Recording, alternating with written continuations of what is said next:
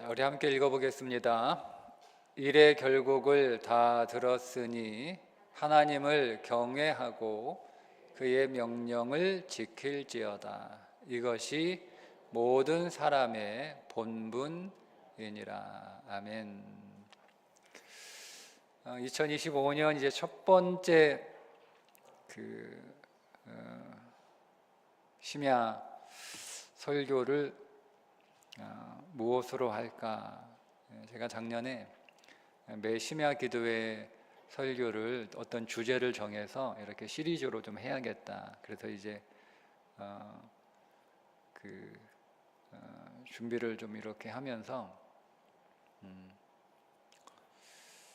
하나님을 경외하는 그 말씀을 좀 함께 나누고 우리가 좀 집중적으로 하나님을 경외하는 것에 대해서 기도해야겠다라고 하는 마음이 들어서 1월과 2월 아마 3월까지 한 10번에서 12번 정도 하나님을 경외하는 것에 대해서 우리가 함께 말씀을 나누고 어떻게 하는 것이 하나님을 경외하는 것인가? 성경에 하나님을 경외하라라고 하는 말씀이 계속 많이 나오잖아요, 그죠? 또 우리가 하나님을 경외하는 것에 대하여 우리가 찬송도 하고. 근데 하나님을 경외하는 게 뭡니까? 이렇게 물어보면 정확하게 그리고 잘 대답하기가 사실 어려워요. 그러니까 우리가 단어는 들어서 알고 있으나 그 단어의 개념을 잘 모르면 우리의 신앙은요 그냥 허공에 떠 있는 신앙이에요. 아무것도 없어요. 아무것도 없어요. 신앙은 어떤 신앙적 용어에 대한 정확한 개념을 내가 가지고 있어야 돼요. 그 은혜가 뭐냐, 사랑이 뭐냐, 믿음이 뭐냐, 경외가 뭐냐. 여러분 이런 것에 대한 정확한 개념 정리가 되어 있지 않으면 그냥 오늘 우리의 신앙은 그냥 종교의 종교. 그러니까 그런 종교는 우리의 삶을 바꾸지 않아요. 여러분 삶이 바뀌지 않으면 인생이 바뀌지 않습니다. 그러니까 여러분 뭐 수십 년 교회 다녀도 여러분의 삶이 바뀌지 않는 신앙은 종교에 불과한 거기 때문에 그 종교는 우리의 인생을 바꾸지 않아요. 그러니까 내가 왜 이렇게 오랫동안 신앙생활을 했는데 내 삶은 여전히 달라지지 않았을까에 대해서 우리가 고민을 좀 해봐야 되는데 그게 어쩌면 오늘 우리의 신앙이 성경에 서 있는 생명의 신앙이 아니라 그냥 종교가 되어버린 건 아닌가라고 하는 생각이 들고, 그런 의미에서 우리가 하나님을 예배하는 거잖아요. 하나님을 찬송하는 거잖아요. 우리가 하나님께 가까이 나아가는 것이 믿음의 생활이잖아요. 근데 우리가 정말 하나님을 경외하고 있는 게 맞나? 우리가 예배를 드리고 있지만 우리가 하나님을 경외하는 마음으로 하나님을 예배하고 있는가? 우리가 찬송하고 있지만 그저 우리가 세상 노래 부르듯 그저 노래가 가스펠 혹은 찬송가일 뿐이지 세상에서 세상 노래 부르는 사람들과 별반 다른 거 없는 음악을 우리가 하고 있는 건 아닌가? 우리가 하나님 앞에 기도하고 있는데 그 기도가 정말 내가 경외하는 하나님 앞에서 하는 기도를 하고 있는가? 우리가 사람을 만나잖아요. 우리가 이제 특별히 이제 가족들을 만나서 이제 한 집에서 같은 밥 먹고 이렇게 생활하는데 우리가 가족을 만나든 뭐 부부간에 뭐 부모와 자식간에 또 형제간에 우리가 교회에서 서로 교우가 성도가 영적인 가족이잖아요. 근데 우리가 그냥 사람과 사람을 만나는 그런 마음과 태도로 우리가 이렇게 인간관계를 맺고 있는 건 아닌가? 하나님을 정말 경외하는 마음으로 내게 주신 사람들을 만나고 있는가? 내가 아내를 사랑하는 것이 단순히 아내를 사랑해야 된다라고 하는 어떤 도덕적 의무, 남편으로서 책임감, 아니면 정말 아내가 사랑스러워서 하는 그런 사랑이 아니고 내가 정말 하나님을 경외하기 때문에 그 경외하는 하나님이 사랑하라고 명령하셨기 때문에 아내의 어떠함과 상관없이 하나님이 그렇게 말씀하셨으니까 내가 아내를 사랑하고 있는가? 아내가 남편을 향해서 순종하고 복종하는 것도 같은 거지요. 그러니까 우리의 인간관계에서 제가 성도들을 대할 때 내가 성도들을 대하는 것이 그저 인간적인 마음에서 성도를 대하고 있는가, 아니면 정말 하나님을 경외하는 마음으로 내가 성도들을 대하고 있는가, 그런 고민들을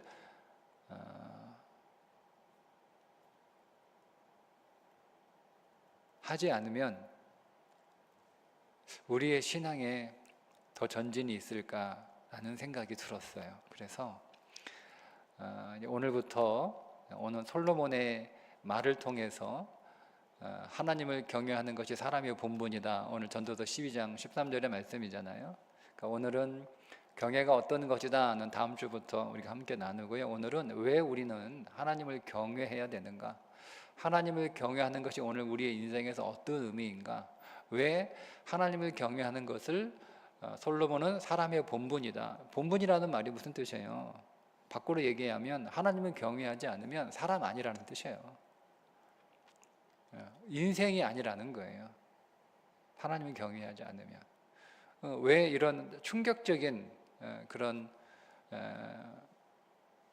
말을 전도서에 솔로몬이 기록했을까를 오늘 함께 나누고, 오늘부터 우리가 짧게는 2달, 길면 한 3개월까지 매일 금요일날 모여서 하나님을 경외하는 그런 믿음을 회복하기 위해서 정말 우리가 하나님을 경외하는 자로 설 수 있도록, 하나님이 경외받으실 만한 분이라는 걸 우리가 영적으로 경험하고 만나고, 우리가 그렇게 기도하고 또 그렇게 하나님 앞에 설 수 있는 그런 신앙의 삶이 여러분 먼저 회복되고, 여러분 다 하나님을 나름대로 잘 경외하고 계시겠지만, 그러나 지금보다 더 하나님을 경외하는 우리 교회가 되기를 함께 기도했으면 좋겠습니다.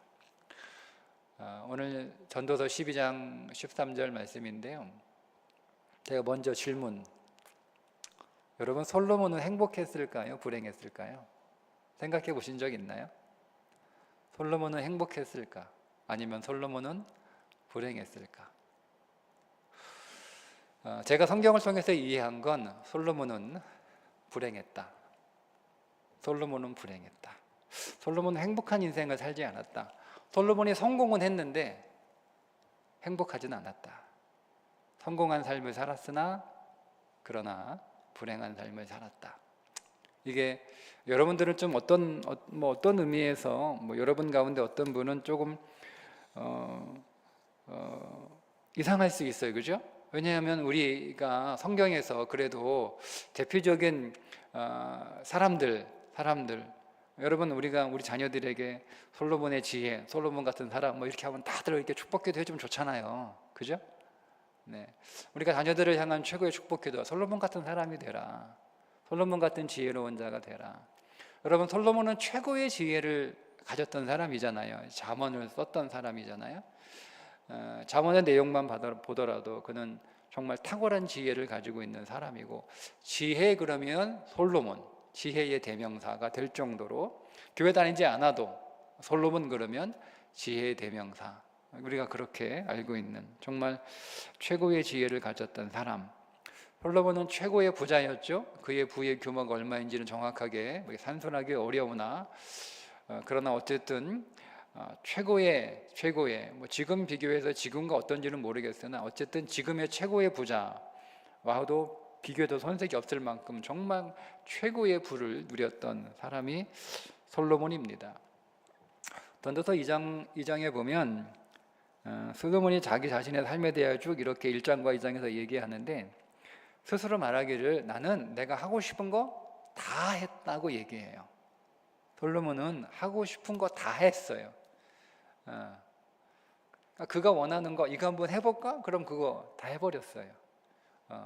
그런 할 수 없는 못한 거 없어요. 그냥 그가 생각을 못해서 못한 건 있을 수 있겠으나 그냥 그가 그의 마음에 하고 싶은 모든 것들은 하나도 남김없이 다 했던 사람이라고 스스로 얘기하잖아요. 그러니까 그런 하고 싶은 대로 다 하면서 살았던 사람이에요. 자, 그런 솔로몬은 최고의 지혜를 가지고 있어서 모든 선택, 모든 판단, 모든 결정에 후회가 없어요. 왜? 지혜가 있으니까. 여러분 우리가 항상 선택할 때마다 얼마나 고민이 많아요. 이거 선택 잘하는 건가? 판단 잘하는 건가? 이거 결정 잘하는 건가? 우리 항상 이게 고민스럽잖아요. 근데 솔로몬은 지혜가 탁월하니까 모든 선택과 판단과 결정에 후회가 없는 그런 삶을 살았다는 거예요. 그것만으로도 여러분 얼마나 대단한 인생입니까? 그리고 최고의 부자였죠.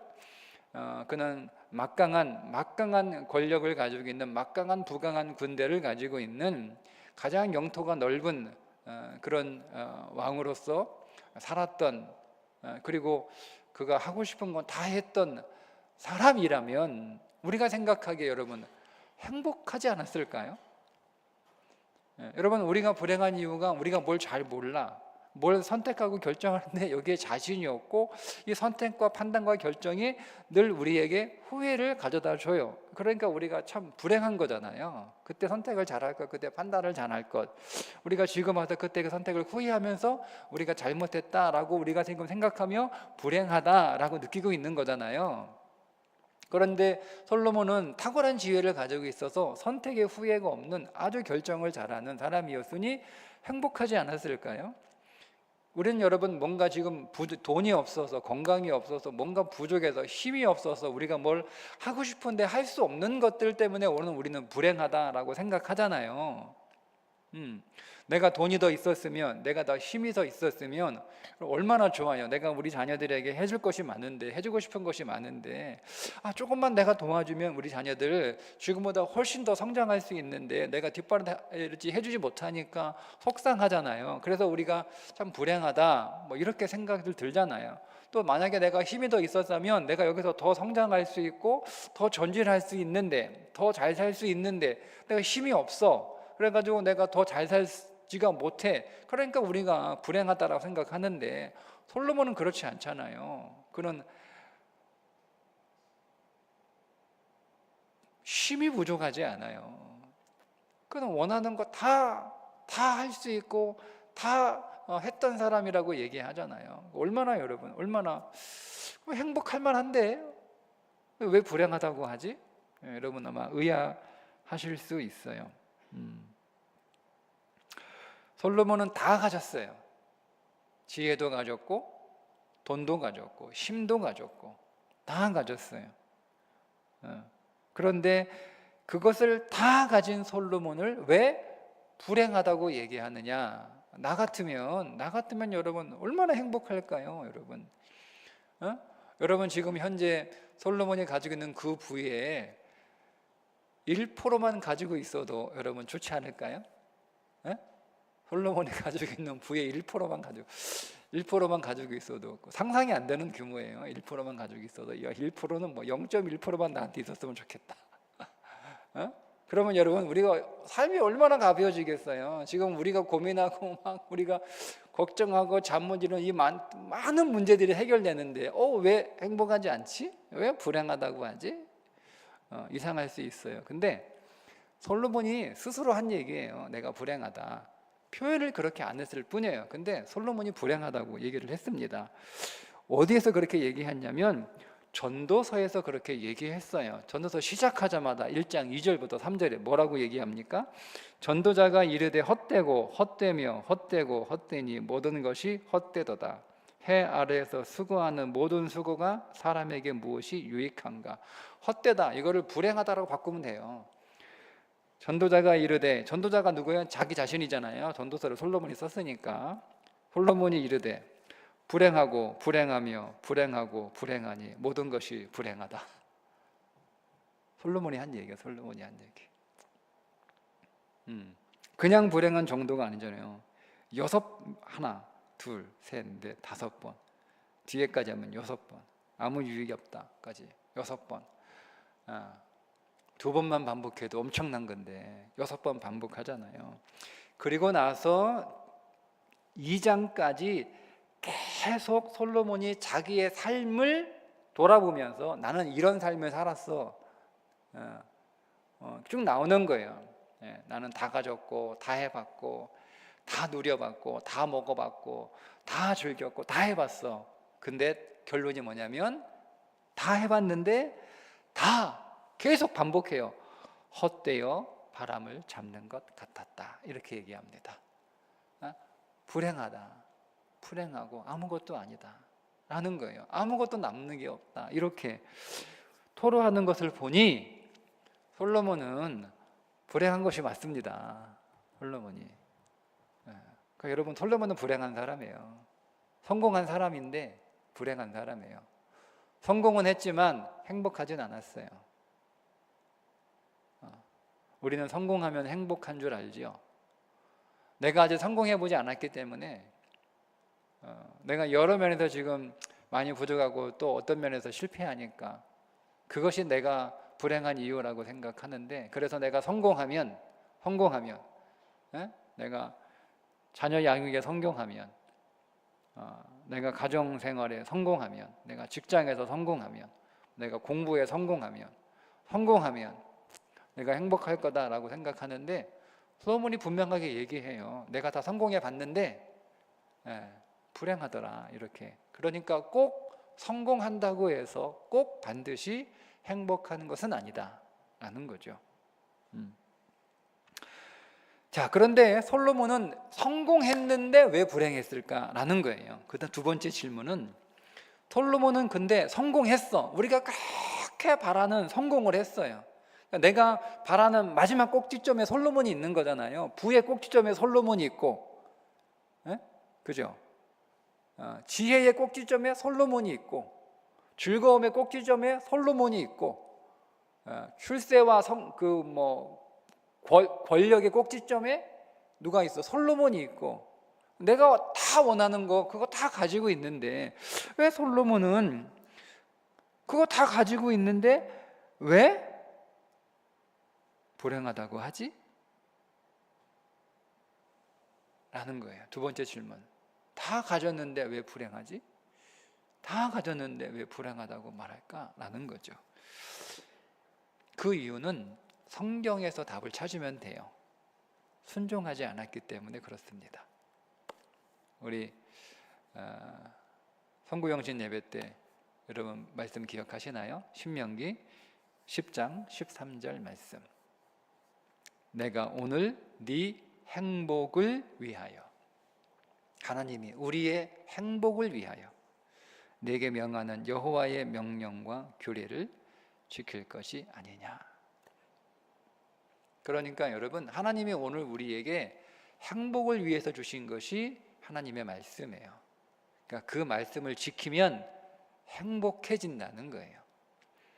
그런데 성경은 행복이 소유에 있지 않고 하나님의 말씀에 순종하는 것에 있다고 분명하게 말씀하고 있는데, 솔로몬은 하나님이 하지 말라고 한 걸 다 했어요. 하나님이 왕이 되면 세 가지 하지 마라 이렇게 말씀하시거든요. 왕이 되면 이 세 가지는 절대 하면 안 돼 라고 하나님이 세 가지 왕이 된 자에게 금한 것이 있어요. 그게 신명기 17장 16절과 17절입니다. 자, 그는 병마를 많이 두지 말며, 첫 번째가 병마를 많이 두지 마라. 병마를 많이 얻으려고 그 백성을 애굽으로 돌아가게 하지 말 것이니 이는 여호와께서 너희에게 이르시기를 너희가 이후에는 그 길로 다시 돌아가지 말 것이라 하셨음이며, 하나님이 아주 강하게 금지하셨어요. 병마를 많이 두지 마라. 병마를 많이 두지 마라. 두 번째, 그에게 아내를 많이 두어 그의 마음이 미혹되게 하지 말 것이며, 아내 많이 두지 마라. 아내 많이 두지 마라. 세 번째, 자기를 위하여 은금을 많이 쌓지 마라. 세 가지. 병마를 많이 두지 마, 아내를 많이 두지 마, 은금을 많이 쌓지 마. 이거 세 가지 솔로몬이 다 했어요. 솔로몬이 다 했다니까요. 세 가지를 다. 아내 많이 두지 말라고 그랬는데 아내가 몇 명이에요? 1000명이라고 그러잖아요. 네. 여러분, 그러니 병만은 얼마나 많았겠으며 은금은 얼마나 많았겠어요. 솔로몬은 하나님이 하지 말라고는, 왕이 된 자는 절대 해서는 안 되는 세 가지 하나님이 정해놓으신 그 금기를 솔로몬은 다 해버린 거예요. 다 해버렸어요. 그러니까 하나님이 하지 말라고 한 걸 다 했으니 행복할 수가 없죠. 하나님은 법칙이에요, 여러분. 법칙. 여러분, 우리가 이 온 우주가 어떤 법칙에 의해서 움직이고 있잖아요. 여러분, 우리가 한 가지 오해할 수 있는데요. 신앙은 무슨 법칙을 무시하고 법칙을 따르지 않고 그런 거라고 생각하는데요. 아니에요. 영적인 법칙이 있어요. 이 법칙이 오늘 우리가 이 땅을 사는 물리적인 법칙 그 위에서 우리가 그게 어떤 법칙인지 잘 깨닫지 못하니 그게 과학적이지 않다라고 우리가 그렇게 생각할 뿐이지, 하나님의 법칙은요 굉장히 과학적이에요. 다만 오늘 우리의 물리적인 일의 과학이 그 과학을 우리가 이해하지 못하는 거잖아요. 우리가 여러분 현대 물리학의 양자 물리학 다 설명하지 못하잖아요. 현상은 아는데 설명을 못해. 그러니까 우리가 발견한 그 법칙도 설명하지 못하는데 그게 법칙인데. 그러니까 여러분, 성경은 비과학적이다. 이게 아주 무식한 소리예요. 이게 영적이지 않아서 그러는 거예요. 우리가 깨달은 우리의 법칙 안에서 설명을 못 해낼 뿐이에요. 그러나 하나님의 말씀과 진리는 법칙이에요. 하나님은 혼돈의 하나님이 아니에요. 창세기 정확히 나잖아요. 호감과 공허와 혼돈 가운데 하나님이 창조하시는 거잖아요. 거기에 질서를, 창세기 정확히 1장은 질서를 부여하시는 거예요. 보세요. 3일의 구조를 만드시고 그 3일의 구조 안에 각각 채워 넣으시잖아요. 이게 하나님의 창조예요. 그 이전에 이 세계는 혼돈하고 공허하고 흑암이 가득했어요. 엉망진창 뒤죽박죽이었다는 거예요. 무질서했다는 거예요. 그 무질서한 그 세계에 하나님이 질서를 부여하신 것이 하나님의 창조예요. 그러니 여러분, 하나님 비과학적이다? 여러분, 아니에요. 여러분, 하나님은 정확하게 법칙대로 이 온 우주를 통치하세요. 이 온 우주를 하나님이 통치하시는 법칙을 하나님이 적어 놓으신 게 하나님의 말씀이에요. 그러니까 하나님이 그렇게 정해 놓으신 거야. 내 명령과 규례와 법도를 잘 지키면 행복하다는 거예요. 너희의 행복을 위해서 내가 명령과 규례와 법칙을 만들어 놓았다는 거예요. 이거 잘 지키면 행복한 거예요. 행복은 어떤 질서에 의해서 만들어지는 거지. 그냥 우연히. 성경에 물론 우연이라는 단어는 있어요. 룻기 2장에 보면 우연이라는 단어가 나오거든요. 근데 그건 우리에게 우연이고 하나님에게는 필연이에요. 근데 여러분, 그냥 우연히 어떻게 내가 복 받았어, 내가 우연히 어떻게 잘 됐어, 이런 건 없어요. 여러분, 다 법칙에 의해서 우리의 삶은 그렇게 운행되고 있어요. 하나님이 통치하고 계세요. 그러니 그 법칙을 지켜야 되는 거예요. 하나님이 그래서 정해 놓으신 행복의 법칙은 소유에 있는 것이 아니라 행복의 법칙은 순종에 있다고 하나님이 정해 놓으셨어요.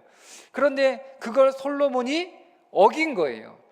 아니, 필요 없어. 하나님이 그렇게 하라고 했지만 나는 많이 가지면, 병마도 많이 갖고 은금도 많이 받고 여자도 많이 가지면 나는 얼마든지 행복할 수 있어 라고 다 해본 거예요. 다 해봤어.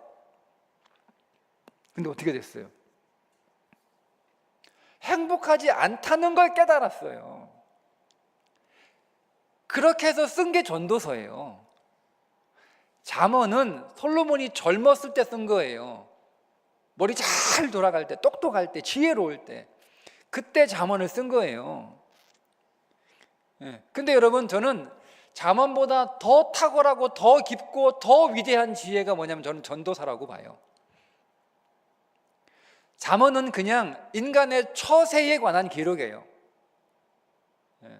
그래서 우리에게 필요합니다. 내가 어떻게 이 땅을 바르게, 올바르게, 현명하게, 지혜롭게 처세해야 되는지를 잠언에 기록되어 있으니까.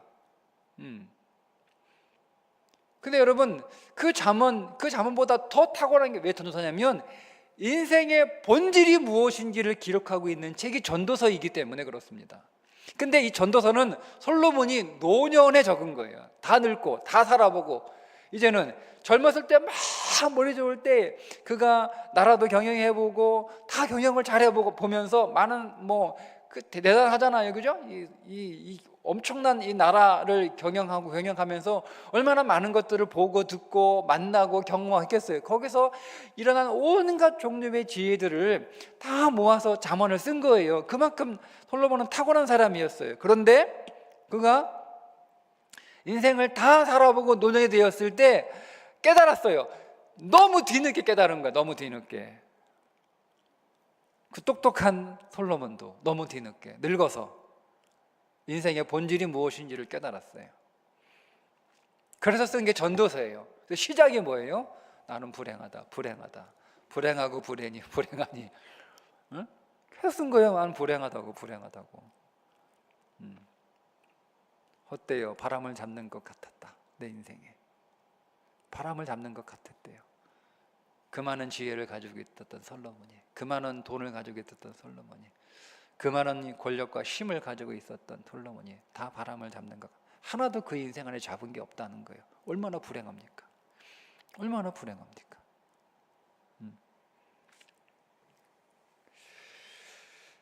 그래서 처세를 잘하는 게 지혜가 아니고 인생의 본질을 꿰뚫는 것이 진짜 지혜구나라고 깨닫고 쓴 게 전도서인데, 그 전도서 마지막 12장에 뭐라고 쓰고 있어요?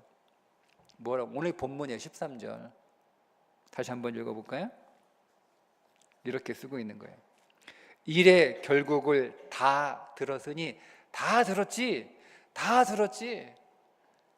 내가 다 경험해봤어, 내가 다 만나봤어, 내가 다 겪어봤어, 내가 다 해봤어, 내가 다 먹어봤어, 내가 다 즐겨봤어, 내가 다 입어봤어, 내가 다 해봤다는 거야. 다 해봤다는 거야.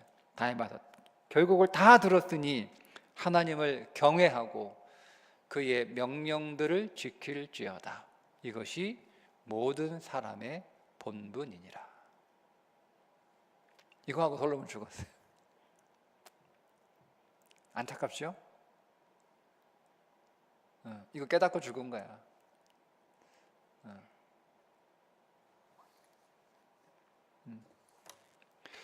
여러분, 그렇다면 경외하는 삶이 진짜 성공한 삶이고, 경외하는 삶이 진짜 행복한 삶이고, 정말 의미 있는 삶이고, 정말 가치 있는 삶이라는 거죠. 오늘 12장 13절의 말씀에 의하면. 근데 이거 누가 한 얘기라고요? 다른 사람이 한 얘기가 아니고, 물론 하나님의 말씀이지만 하나님이 누구를 통해서 이 말을 하게 하신 거예요? 솔로몬을 통해서 이 말을 하게 하신 거예요.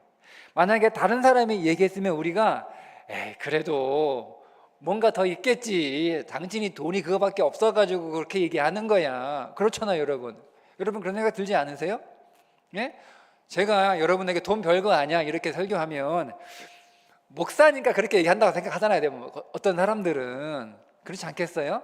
목사님이 돈 많이 없으니까 그렇게 얘기하는 거지. 여러분 그렇지 않아요? 네.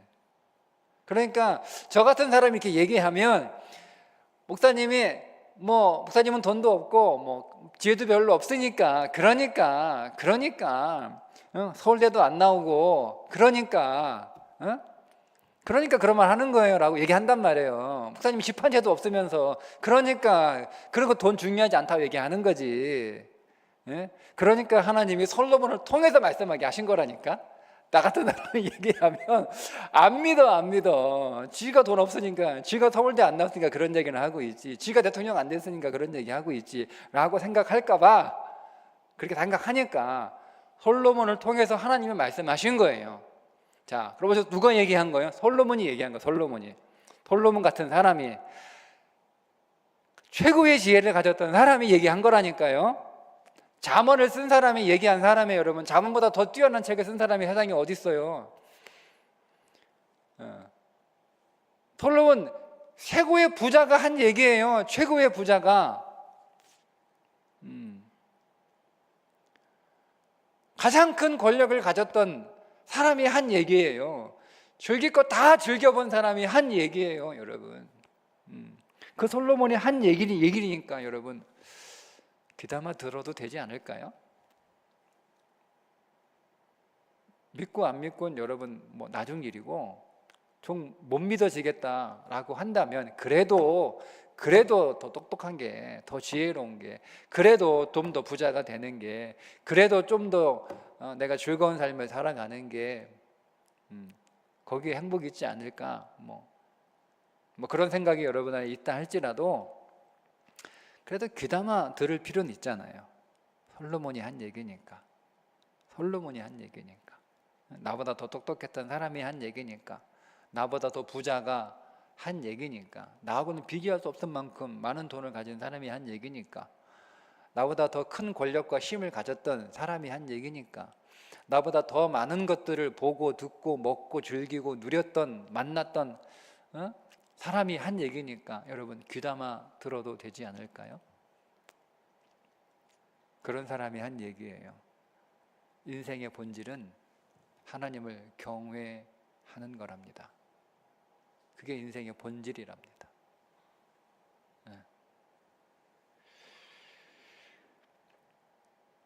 가장 지혜로웠던 사람이 한 말이고요.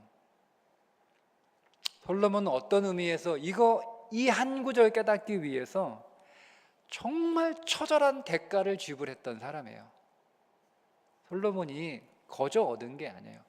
솔로몬이 가지고 있는 그 모든 지혜, 그의 모든 돈, 그의 모든 권력, 그의 모든 것들을 다 대가로 치러서 그가 얻어낸 정말 보물과 같은 하나의 깨달음이에요. 그게 12장 13절 말씀이에요.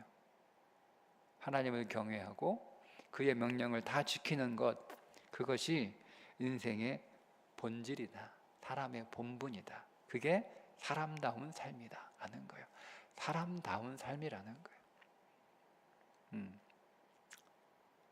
하나님을 경외하는 삶이 아니면 사람이 아니라는 거죠. 짐승 같은 삶을 사는 거예요. 아무리 많은 돈을 가지고 있어도, 그가 아무리 똑똑해도, 그가 아무리 큰 권력과 높은 자리에 있어도 하나님을 경외하지 않으면 짐승과 다를 바가 없다라는 거죠. 벗고 얘기하면 그런 얘기 아니잖아요. 그래서 솔로몬이 정말 처절하게 마주 탄식하며 아주 신음하면서 뱉어낸 한마디 말이에요. 그의 말년 노년에 내가 이것저것 다 해봤는데 내가 남길 마지막 한마디 오직 하나, 하나님 경외해라. 이게 사람의 본분이다. 이 한마디예요. 이 한마디. 저는 이 한 구절이 솔로몬이 할 일 다 한 거예요. 이 한 구절로. 그러니까 그 이전에 했던 것 때문에 솔로몬이 위대한 게 아니라 이 한마디, 이 한 구절 때문에 솔로몬이 위대하다. 참 위대한 사람이다. 고마운 거죠. 내게 이것을 남겨줘서. 만약에 그가 죽기 전에 내가 돈을 좀 더 벌었으면 행복할 텐데 이러고 죽었으면 큰일 났을 거 아니에요. 우리가 평생 그 말다가 우리도 죽을 텐데. 내가 어느 책 한 권 내가 그거 한 권 더 읽고 죽었으면 그러고 죽었으면 어떻게 해요. 근데 고마워요. 이것저것 다 해봤는데 하나님을 경외하는 것, 그게 진짜 참 인생이고 참 삶이고 그게 진짜 인간이다 라는 말을 하고 죽어서, 그것도 솔로몬이. 여러분 간단하잖아요. 그러면 내가 하나님을 경외하는 삶을 살면 내가 성공한 인생이 되는 거예요. 솔로몬처럼 지혜가 없어도, 솔로몬처럼 돈이 없어도, 솔로몬처럼 힘이 없어도, 솔로몬처럼 하고 싶은 거 다 하지 못해도 여러분 하나님을 경외하는 삶을 내가 살 수 있다면, 살고 있다면 난 성공한 사람이에요. 행복한 사람이에요. 잘 산 인생이에요. 사람 같은 삶을 산 거예요. 여러분 이 말이 얼마나 무서운 말입니까? 사람인데, 사람으로 태어났는데, 사람의 모양인데 사람 같지 않은 인생이 있다는 거잖아요. 무서운 거예요. 그러니까 모두가 다 사람으로 태어나서 다 사람의 모양을 하고 산다고 하더라도 모두가 다 사람인 것은 아니다 하는 거죠. 사람인 것은 아니다. 그러니까 세상은 우리를 속이는 거예요. 많이 배워야, 똑똑해야, 좋은 대학 나와야 사람 구실하며 살 수 있어. 그럼 이건 거짓말이겠죠? 돈이 많아야, 부자가 돼야, 그래야 사람 구실하며 살 수 있어. 그럴 때 있잖아요, 여러분. 제가 얼마 전에 그러는데 지금 딱 기억은 안 나는데 이제 그 느낌은 남아 있어서 제가 그런 말을 했던 것 같아요. 제 집사람한테. 여보, 돈이 없으니까 사람 구실도 못하고 사네, 이런 말 한 것 같아. 내가 작년 연말쯤에. 근데 이게 제가 이게 사탄에 속은 거죠. 그죠? 거짓말이에요. 돈 없어도 사람 구실하고 할 수 있어요. 거짓말이에요. 그래도 인생은 사람으로 태어났으면 그래도 좀 먹을 거 먹고 볼 거 보고 즐길 거 즐기고 그러면서 살아야지. 그게 인생이지. 거짓말인 거예요. 거짓말인 거예요. 성경은 그렇게 얘기하잖아요. 오늘 분명하게 얘기합니다. 하나님을 경외해야 사람인 거예요. 하나님을 경외해야. 하나님을 경외하면 나는 정말 사람인 거예요. 사람답게 살고 있는 거예요. 내가 하나님을 경외하면 사람다운 존재로 있는 거예요.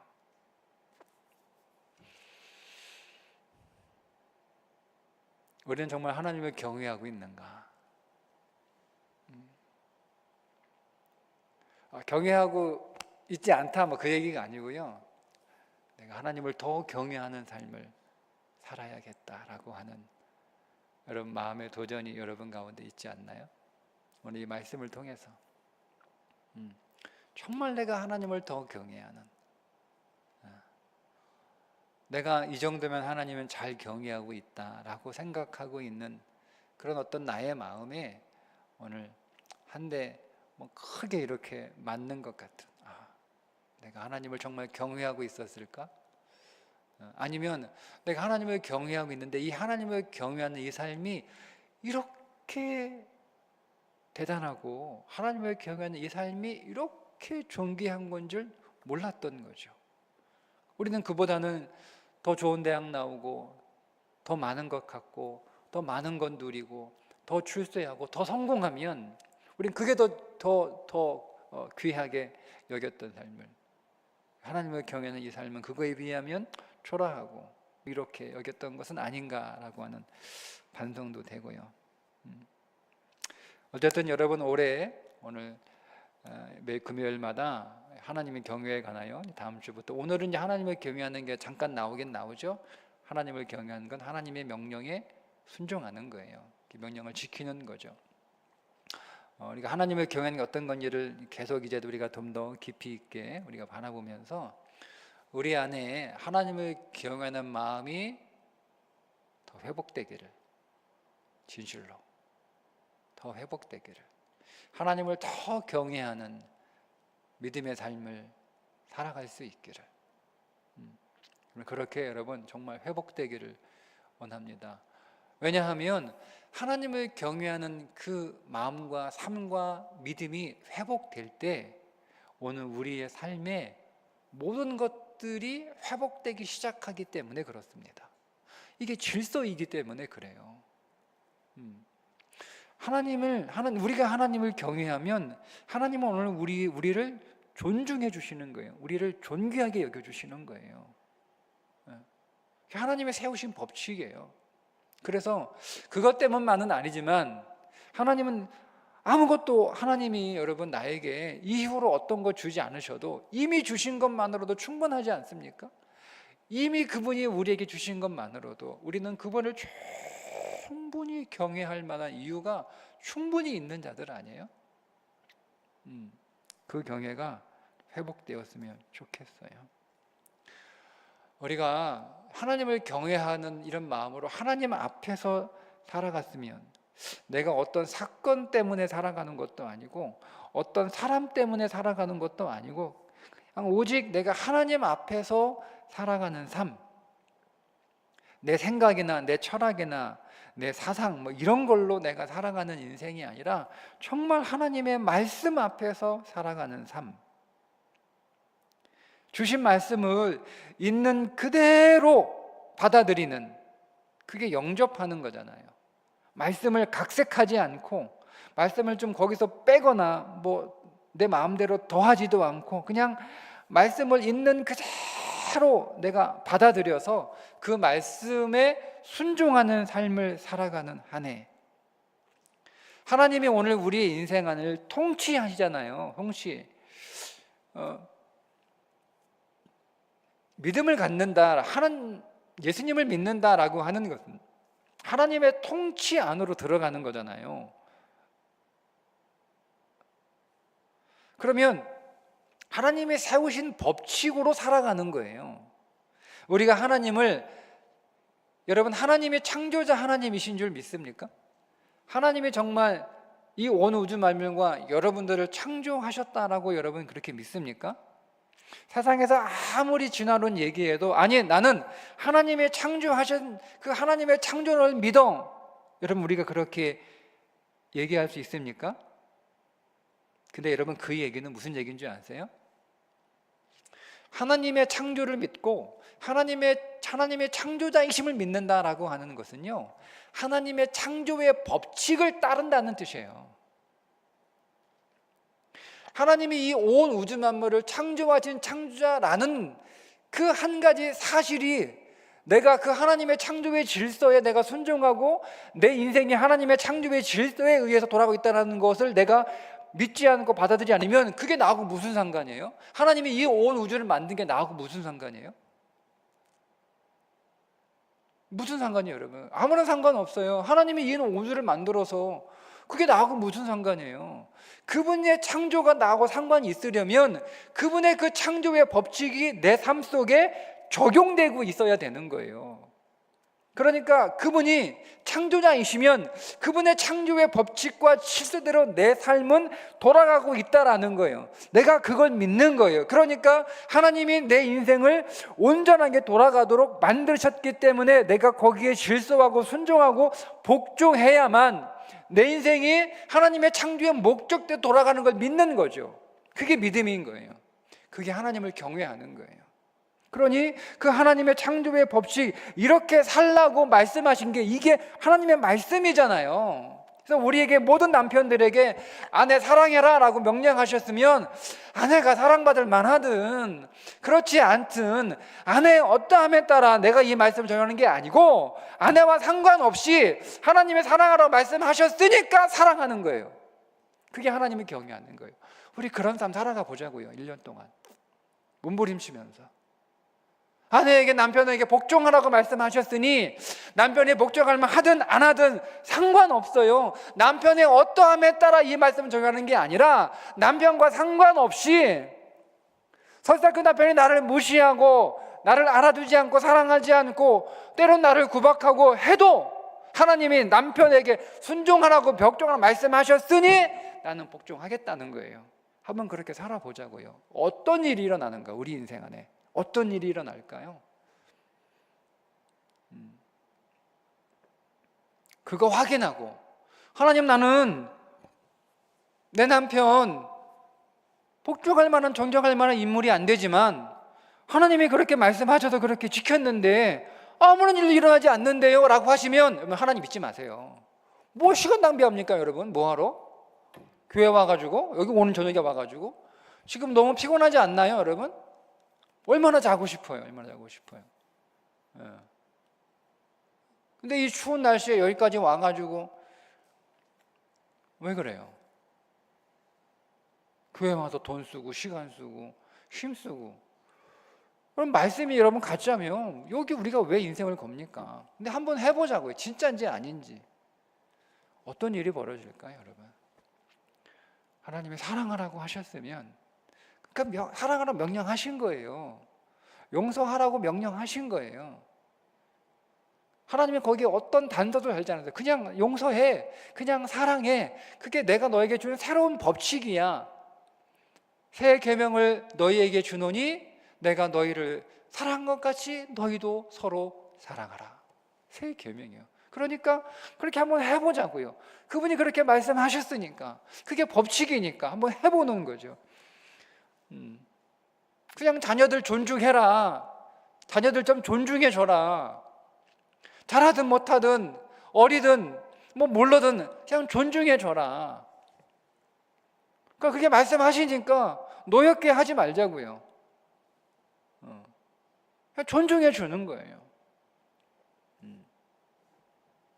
말씀이 그렇게 기록하고 있으니까, 진리가 그렇다고 하시니까 나는 그냥 그 진리 앞에 아멘 한번 해보자고요. 올해 말씀 읽으면서, 통독하면서, 묵상하면서. 왜? 오늘 하나님이 솔로몬을 통하여 우리에게 호소하시는 거예요. 솔로몬이 정말 신음을, 저는 이 말씀에 솔로몬이 어떤 마음으로 이걸 썼을까. 전도서 마지막 장이잖아요. 전도서를 딱 마지막 쓰면서 이 모든 일을 다 들었으니 하면서 마지막 쓰면서 어떤 심정으로 이걸 적었을까? 어떤 심정이었을까요? 솔로몬이 피를 토하는 심정이지 않았을까? 자기는 그렇게 살지 못한 거예요. 자기는. 근데 이거를 깨닫고 나니 그렇게 살 날이 얼마 남지 않았어요. 근데 그걸 쓰는 거예요. 나는 이렇게 못 살아도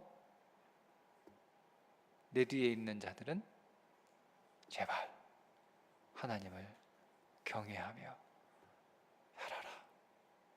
그 마음으로 쓰지 않았을까요? 하나님이 그 솔로몬을 통해서 우리에게 하시는 말씀이에요. 하나님의 여러분 경외를 받고 싶어서 이 글을 솔로몬에게 쓰라고 하셨을까요? 하나님은 우리가 필요 없어요, 여러분. 하나님은 우리가 필요 없어요. 하나님은 우리에게서 영광 받으실 만한 아쉬운 게 하나도 없는 분이에요. 우리가 하나님을 경외하지 않으면 그분이 어디 가서 경외 못 받을까요?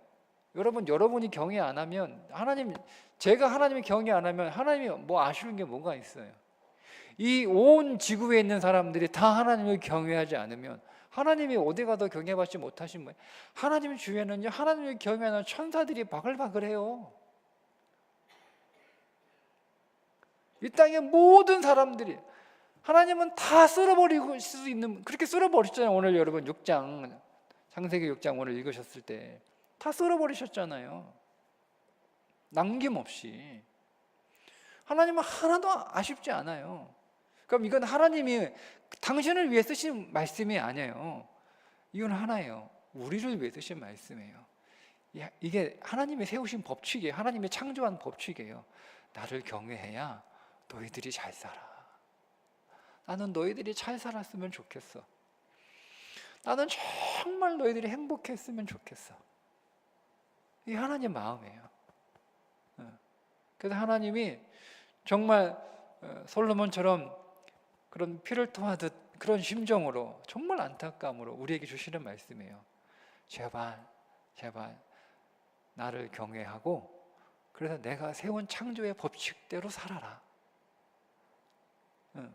하나님이 그렇게 법칙을 정해 놓으셨으니 하나님의 그 법칙 밖에서 우리를 축복하실 수 없어요. 우리는 여러분 그렇게 할 수 있죠. 우리는요 얼마든지 기준을 세워놓고 얼마든지 마음 바꿀 수 있어요. 우리는 그렇게 할 수 있어요. 근데 하나님은 그렇게 할 수 없어요. 죄의 삭은 사망이다. 하나님이 딱 법칙을 정해 놓으셨잖아요. 그러니까 하나님도 그 하나님의 법칙에 하나님도 순종하실 수밖에 없어서 아들을 죽이신 거예요. 하나님이 그 법칙을 깰 수 있으면 왜 여러분 하나님 자신이 죽으신 거잖아요. 왜 아들을 죽입니까? 그러니까 여러분 하나님이 세우신 법칙을 깨트리고 우리에게 복 주실 수 없어요. 그러실 수 없어요. 그래서 하나님이 고소하시는 거예요. 내가 경외의 법칙을 창조의 법칙으로 세워놓은 거야. 내가 내 명령을 지키는 것을 행복의 법칙으로 내가 세워놓은 거야. 그러니 제발 그 법칙대로 살아라 이거예요. 제발 그 법칙대로 살아요. 그래야 너희들이 잘 산다. 그래야 너희들이 내가 창조한 대로 그 창조의 모든 생명과 풍성을 누리면서 살아갈 수 있는 거야. 그래야 너희들이 정말 행복할 수 있어 라고 말씀하시는 것 같아요. 여러분, 2025년 우리가 일단은 한 3개월 정도 우리 하나님 앞에 금요일마다 모여서 집중적으로, 여러분 집중적으로, 그리고 꼭 뭐 금요일만 아니더라도 여러분 매일 말씀 묵상하시고 기도하시고 하시면서 하나님을 경외하고자 하는 마음, 여러분 그 마음을 위해서 우리 함께 기도했으면 좋겠어요. 하나님이 경외하는 마음 주세요. 이 또한 하나님이 주셔야 되는 거예요. 근데 하나님이 오늘 저를 통해 여러분들에게 하나님을 경외에 관하여 말씀하게 하셨으니 하나님이 그 마음을 주시고자 하심이 아닐까요? 하나님이 여러분들에게, 우리에게, 아니 우리 교회에게 하나님의 놀라운 선물을 주실 그럴 계획으로 경외라고 하는 이 믿음의 영적 법칙을 오늘 우리들에게 말씀하시는 거라고 생각이 됩니다. 그러니 우리 하나님 앞에 이 마음으로, 하나님 경외의 마음 주실 거니까 우리가 사모함으로 받는 거죠. 사모함으로 하나님 경외의 마음을 더 주세요. 더 부어주셔서 내가 정말 하나님을 경외하는 마음으로 하나님 앞에서 살아가는 자, 하나님 앞에서 살아가는 자, 어디에서든 내가 예배를 할 때도 하나님 앞에서 살아가는 자, 내가 기도할 때도 하나님 앞에서 살아가는 자, 내가 찬양할 때도, 내가 교회를 섬길 때도 하나님 앞에서 살아가는 자, 내가 우리 가족들이나 우리 성도들 만날 때 그들을 사람으로, 인간으로 만나는 것이 아니라 내가 그들을 하나님을 만나듯 하나님 앞에서 그들을 만나는 자로, 하나님 제가 이제껏 그렇게 살지 못했으나 하나님 올해 내가 하나님을 경외하는 이 신앙이 더 확장되고 이 신앙이 더 전진하고 이 신앙이 더 강해져서 정말 하나님을 경외하는 그런 실제적인 삶이 오늘 하나님 내 안에서 나타나고 이루어지기를 원합니다. 여러분, 그렇게 우리가 간절히 오늘부터 기도하고 날마다 기도하고 그렇게 한번 한 3개월 기도해 봐요. 하나님이 오늘 우리에게 어떻게 일하실지 기대하시면서 하나님이 어떤 분명한 사인들을 주시지 않을까요? 우리를 그렇게 오래 기다리게 하시질 않을 것 같아요. 하나님이 우리에게 분명히 어떤 증거들을 주실 거라고 봅니다. 기대하시고 우리 함께 기도하여 제1교회 모든 성도들 하나님을 경외하는 교회로 하나님 앞에 기억되는 우리가 되기를 간절히 바랍니다. 자, 우리 오늘 찬양하고 함께 기도하겠습니다.